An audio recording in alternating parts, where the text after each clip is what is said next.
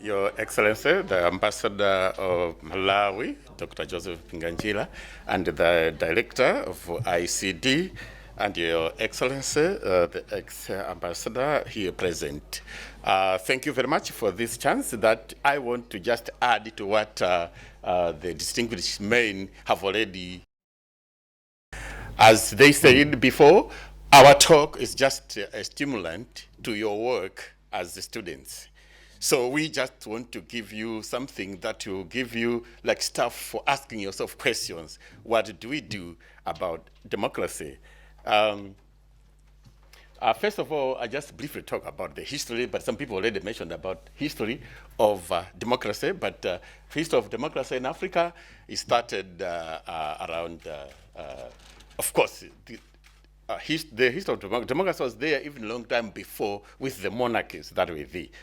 But I'll start from the independence from colonialism around 1960. That's when we had political parties and having elections.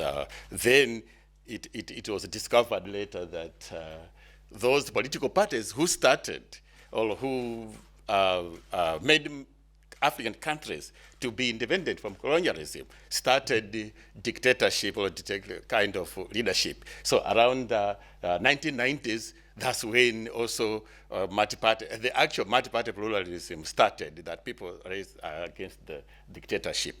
So, and then I want to look at the effects of high cost of elections as a threat to African democracies. African countries cannot, and you know it, sustain the high cost of elections. As such, they still have to depend on other people to fund the democracy, to fund the elections. And in most cases, also to drain the already small and economies in Africa to do elections after every 5 years. And the dependence on donor support to bridge elections basket deficits also, it really exposes African countries to their sovereignty, because the one with the money will dictate and decide what should be done. And also with sub-Saharan African countries holding the most expensive elections in the world, there is also urgent need then to rethink the democratic processes, as people already said. How should we look at democracy? Should we just say, okay, wholesale democracy into Africa? And then also, even the candidates into democratic dispensation, they also drain their own personal resources. And at the end of the day, when they win the elections, that you must know that they will want to compensate themselves first before they start talking about developing the countries. And before they do that again, will be the next elections. So that's the cost. And also, I should just briefly say that democracy favors the elite because as we have said earlier on, it's very expensive. So only those with the money will do campaigns and win elections. By the end of the day, in Africa, because of the economy that we have, then those who are in government, those who are like ruling, will have an upper hand even in elections, because they will have the money, they will have the businesses, they will have money, and then they will control the campaigns. Those in opposition, they don't have the money. So by the end of the day, even in this democracy we are talking about, without the money, then, to all people in the continent, then only a few who are privileged will be able to campaign and win elections. And if they are corrupt, then they use the corruption and corrupt the people and win the elections and corrupt, and then it goes round and round, because democracy is that expensive. And also the African tragedy is the effect of democracy on the economic. This one, I want to quickly show you how democracy has affected African economies in a simple manner, because you are scholars, then you will complicate it yourself.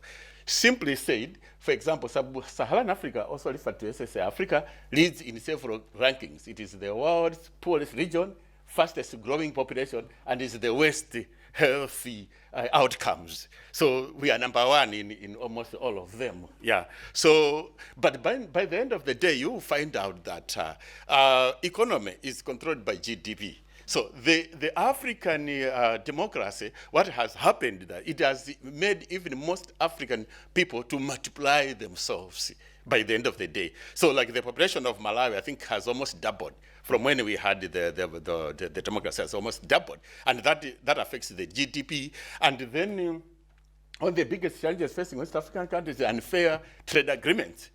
So you understand what we're talking about, unfair trade agreements, whereby African commodities are scrutinized in the West and other countries. But the West and all other countries' commodities can just go into Africa. And nobody will question to say, is this really the right commodity to enter into Africa? As such, there's no balance of trade, okay? No balance of trade. So Africa is just importing and draining its resources, and then every 5 years, elections and draining all the resources of Africa. And also developed countries often impose trade agreements on African countries that are biased in their favor.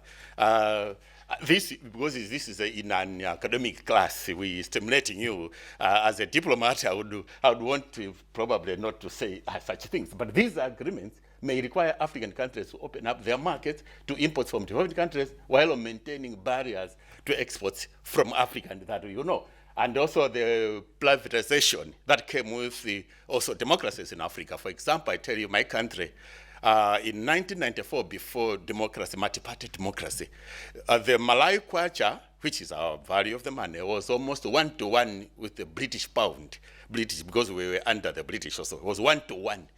Today, one kwacha is 2,500 normally, and then it could be more. So, and also, before I say anything, I should say that there were so many companies that were producing and that were growing. But now, most of those companies have dropped, and then liberalized the economies and stuff like that. And now, poverty is really going at its worst. So in 1994, we were better off. Now, we are somewhere. So it is you to debate and discuss. Is really democracy in Africa winning, or is just a tool for further destruction? And also the media and democracy, I'll just briefly tell you that in Africa, okay, when people were told that there's freedom of speech, then they didn't know what are also the conventions saying.